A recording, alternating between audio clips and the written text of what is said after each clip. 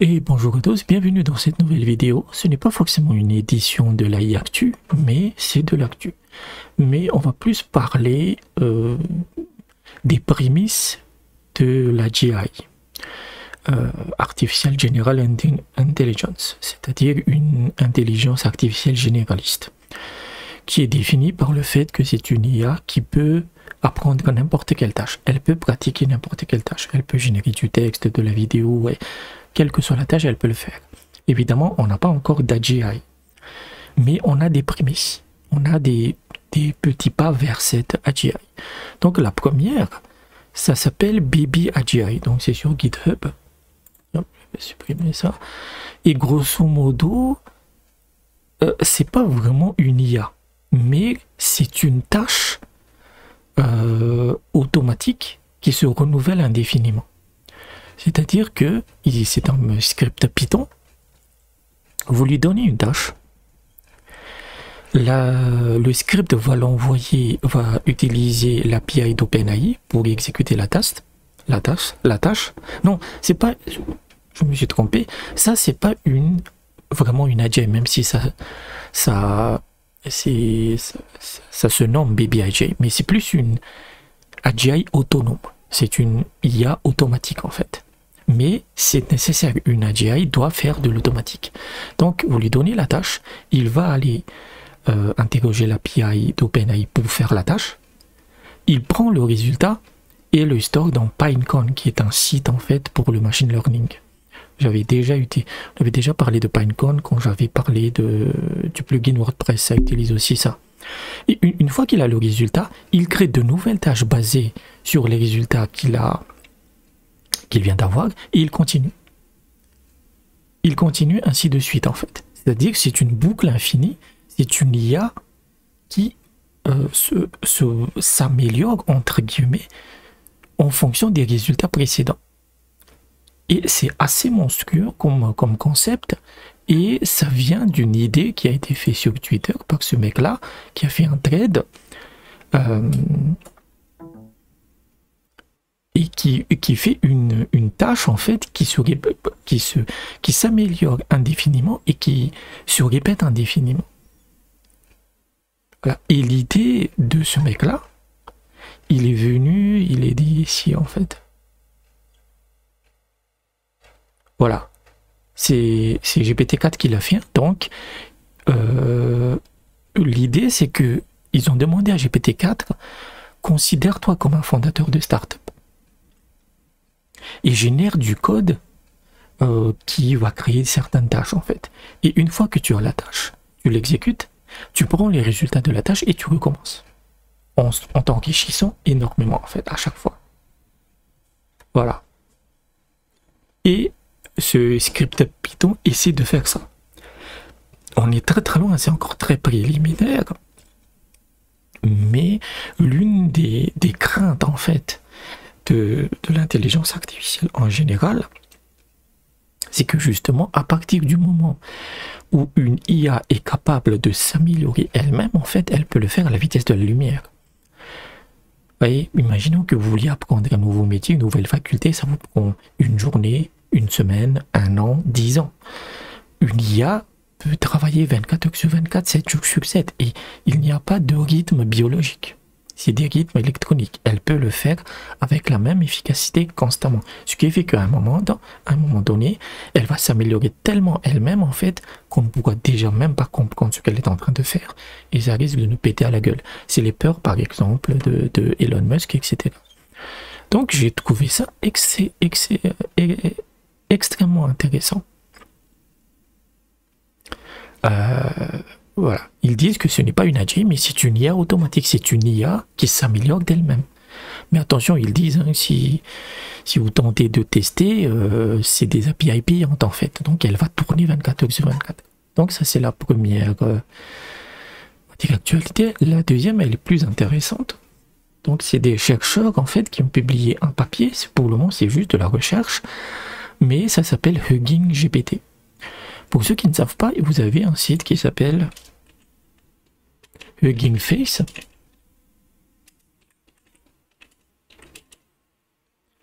Je ne sais plus taper. Voilà. Ça s'appelle Hugging Face en fait, et c'est une plateforme spécialisée dans l'IA. C'est la communauté de l'IA. Tous les modèles que vous voyez, c'est du sur Hugging Face. Vous avez plein de modèles. Vous avez des modèles pour Stable Diffusion, pour GPT, vraiment c'est là où il faut être en fait. Et vous pouvez lancer des instances sur cloud, etc. Il y a énormément de modèles, mais vraiment des centaines et des centaines en fait. C'est vraiment un site extrêmement intéressant. Et donc, les mecs, qu'est-ce qu'ils ont proposé comme cadre de travail? Ils ont proposé Hugging GPT. Et grosso modo, qu'est-ce que c'est? Ils se disent en fait que vous avez des modèles, des IA, donc, qui sont experts pour une tâche particulière. Le texte, l'image, la vidéo, la musique, l'objet 3D, etc. Et Hugging GPT, c'est qu'ils vont... Voilà, j'ai extrait les images pour vous montrer. Voilà comment ça marche en fait. Donc voici Hugging GPT. Hugging GPT, c'est ChatGPT. C'est-à-dire que c'est le chef d'orchestre. C'est un chef d'orchestre. Donc vous donnez une commande à ChatGPT, décrivez cette image et combien il y a d'objets dans cette image. Ensuite, Hugging GPT va aller sur Hugging Face et comprendre en fait les modèles qui font chaque tâche. Il va chercher lui-même les modèles, les IA qui sont spécialisés dans les tâches particulières.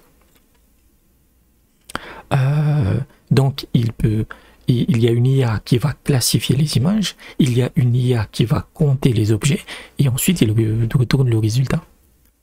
Voilà, ici. Ça, c'est le chef d'orchestre, ça, c'est ChatGPT.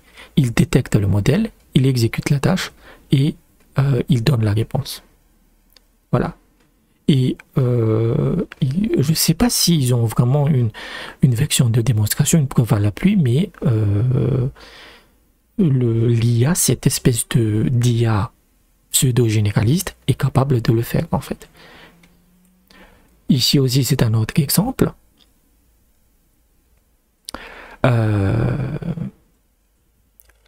C'est que il demande à l'IA de générer une image, au chef d'orchestre, donc à ChatGPT, de générer une image d'une fille qui lit un livre, mais dont la position doit ressembler, elle pose des sommes que le garçon, en fait, dans l'image. Grosso modo, je vais vous montrer. Donc, ça, c'est l'image qu'il a générée. Et, en fait, c'est la pose du garçon doit s'appliquer à l'image. Et on le voit, c'est plus ou moins similaire. Il a les mêmes poses, en fait. On voit pas les mains. Mais si vous mettiez une bicyclette ici, ça marcherait. Et voilà, donc ça, on a la demande, on a la planification des tâches, et en fait, chaque IA spécialisée va se mettre en branle pour exécuter la tâche. C'est assez impressionnant. C'est la même chose ici. Voilà. C'est la même chose ici. Donc c'est assez impressionnant en fait. C'est assez impressionnant ce que ça implique. Et là, on a vraiment une IA généraliste. C'est les prémices en tout cas d'une IA généraliste. C'est que vous avez un maître d'œuvre qui est notre ChatGPT.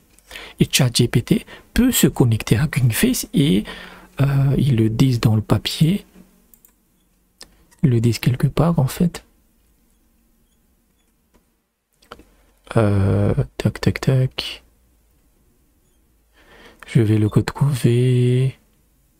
Ouais. Je mettrai le lien du papier dans la description, mais je pense qu'il est... Voilà.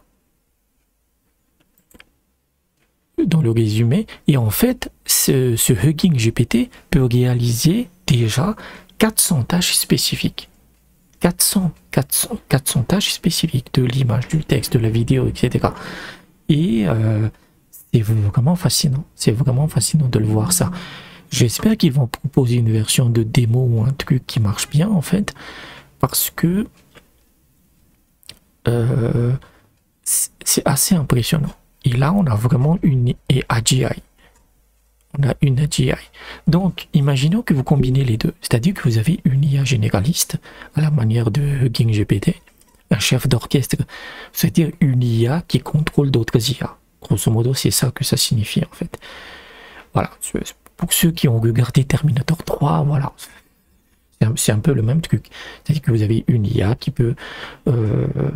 imaginez que vous la mettiez dans votre maison. En fait, vous avez déjà des systèmes comme ça, des systèmes centralisés de domotique qui peut se connecter à votre télé, à votre frigo s'il est connecté, etc. Et tout, en fait, marche ensemble. Et si vous combinez GingGPT avec ce truc-là, avec une tâche, une IA automatique qui se renouvelle, qui s'améliore d'elle-même, donc vous avez les deux composants. Voilà.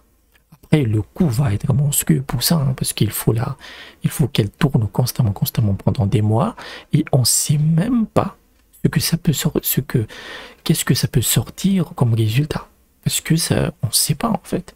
Et c'est vraiment intéressant. C'est-à-dire que j'avais fait une vidéo il y a quelques semaines où il y avait un chercheur qui avait tenté de calculer l'apparition d'une vraie AGI basée sur les recherches actuelles, basée sur la puissance de calcul actuelle. Il disait 2026. C'est-à-dire dans l'espace de 3 ans. En 2026, on aura une vraie AGI. Mais en fait, on est quasiment encore au début de 2023, on a déjà les prémices de l'AGI.